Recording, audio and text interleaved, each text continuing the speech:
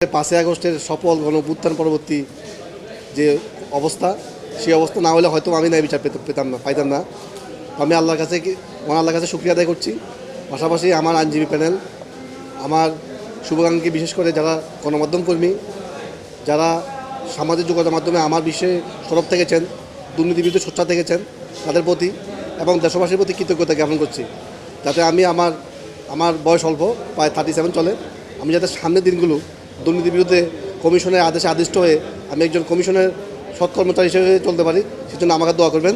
অবশেষে বলবো, আমার সাথে দীর্ঘ সময় যারা ছিলেন তাদের সবার প্রতি কৃতজ্ঞতা জ্ঞাপন করছি। আরেকটি মাইল ফলক যোগ হয়েছে, সেটা হচ্ছে একটি বহুল আলোচিত ঘটনা ছিল, যা আপনারা জানেন, যে দুদকের উপসহকারী পরিচালক মোহাম্মদ শরীফউদ্দিন, যাকে 2022 সালে চাকরিচ্যুত করা হয়েছিল 3 মাসের বেতন দিয়ে, তাকে স্থায়ী কর্মচারী হওয়া সত্ত্বেও 3 মাসের বেতন দিয়ে দুর্নীতি দমন কমিশন যাকে চাকরিচ্যুত করেছিল, এবং তার এই মামলা নিয়ে আমরা 2022 সাল থেকে লড়াই করছি। তার ওই চাকরিচ্যুতি আদেশের বিরুদ্ধে চ্যালেঞ্জ করা রিট পিটিশনে যে রুল নিশি জারি করা হয়েছিল, সেই রুল নিশি আজকে চূড়ান্ত শুনানি শেষ হয়েছে এবং সেটার রায় ঘোষণা করা হয়েছে। সেই রায় অনুযায়ী এই রায় পাওয়ার 30 দিনের মধ্যে তাকে চাকুরিতে জ্যেষ্ঠতা সহ সকল বেনিফিট সহ বকেয়া বেতন সহ চাকরিতে পুনর্বহালের নির্দেশ দেওয়া হয়েছে। এবং সেই সঙ্গে তাকে দুদক কর্মচারী চাকরি বিধিমালার 54(2) ধারায় যে চাকরিচ্যুতির আদেশ দেওয়া হয়েছিল, সেটাকে ভয়েড অফ ইনিশিও বলা হয়েছে, অর্থাৎ প্রথম থেকে ওটা বাতিল।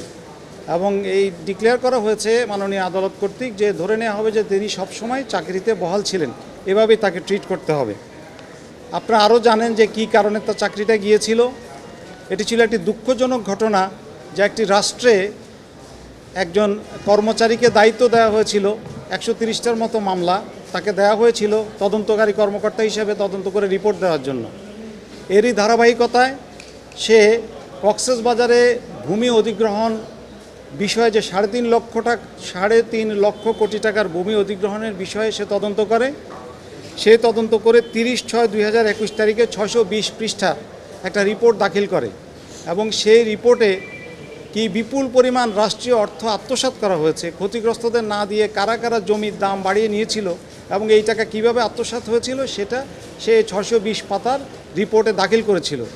এই আশায় দাখিল করেছিল যে রাষ্ট্রের আত্মসাৎকৃত টাকা যারা ফেরত পাওয়া যাবে, যারা আত্মসাৎ করেছে তাদের বিচার হবে এবং সে রাষ্ট্রের জন্য কাজ করার প্রতিদান হিসাবে রাষ্ট্রীয় স্বীকৃতি পাবে। অথচ এই রিপোর্ট দাখিল করার কিছুদিনের মধ্যেই তার উপর ভয়াবহ বিপর্যয় নেমে আসে।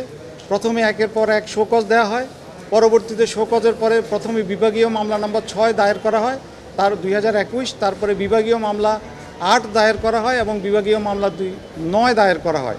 8 এবং 9 একই তারিখে দায়ের করা হয়, 6টা আগে দায়ের করা হয়। এই মামলাগুলো দায়ের করা হয়েছিল দেশের ইতিহাসে অনেক বড় একটা স্ক্যাম। 620 পৃষ্ঠা রিপোর্টের মাধ্যমে রাষ্ট্রের কাছে এবং দুর্নীতি দমন কমিশনের কাছে জমা দেওয়ার পরে অত্যন্ত দুঃখজনক, সে অনেক সেন্সেশনাল মামলা তদন্ত করেছে।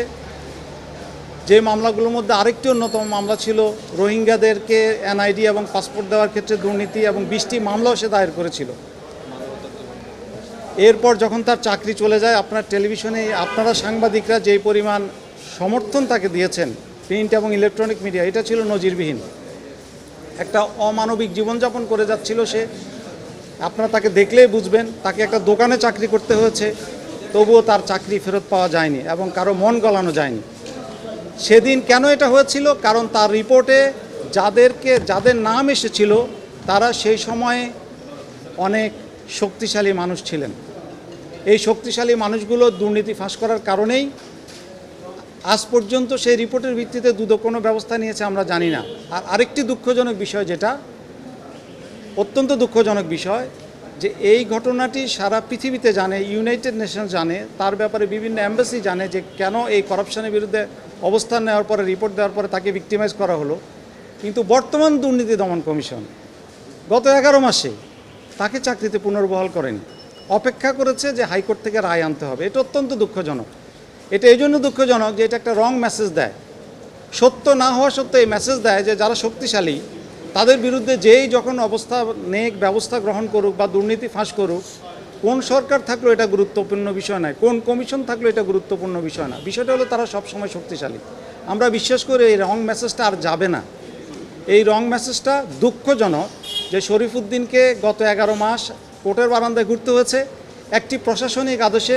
বর্তমান দুর্নীতি দমন কমিশন, যেটা 5ই আগস্টের বিপ্লবের পরে, অভ্যুত্থানের পরে জনগণের আশা-আকাঙ্ক্ষার প্রতিফল হিসাবে সৎ মানুষদের দ্বারা গঠিত হয়েছে, তারা অন্তত এই 11 মাসে এর কষ্ট, এর অমানবিক জীবনযাপন কিছুই কনসিডারেশনে নিয়ে তাকে পুনর্বহাল করেন নাই। একটা 2 লাইনের চিঠি যথেষ্ট ছিল শরীফকে পুনর্বহাল করার জন্য। সেটা ছিল যে অর্ডারটা ইস্যু করেছিলেন সেটা শুধু তারা বাতিল করার প্রয়োজন ছিল, কিন্তু তারা সেটা করেননি।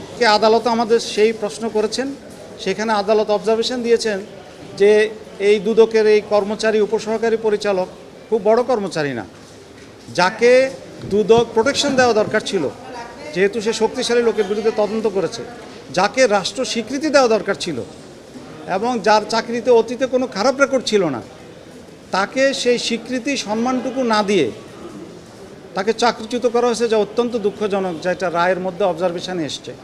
আরেকটা জিনিস যেটা মান্না সাহেব জিজ্ঞেস করলেন, সেটা হলো আমরা কোর্টও জানতে চেয়েছিলেন যে উনি যে 620 পৃষ্ঠা রিপোর্ট দিয়েছিলেন এই কক্সবাজারের 72টা মেগা প্রকল্পে 3.5 লক্ষ কোটি টাকা বিষয়ে, সেই বিষয়ে যারা দোষী সাব্যস্ত হয়েছিল ওনার রিপোর্টে, তাদের বিরুদ্ধে কোনো ব্যবস্থা নেওয়া হয়েছে কিনা। দুদকের আইনজীবী এবং আমরা একই সঙ্গে বলেছি যে এখন পর্যন্ত কোনো ব্যবস্থা নেওয়া হয়েছে এটা আমরা জানতে পারিনি।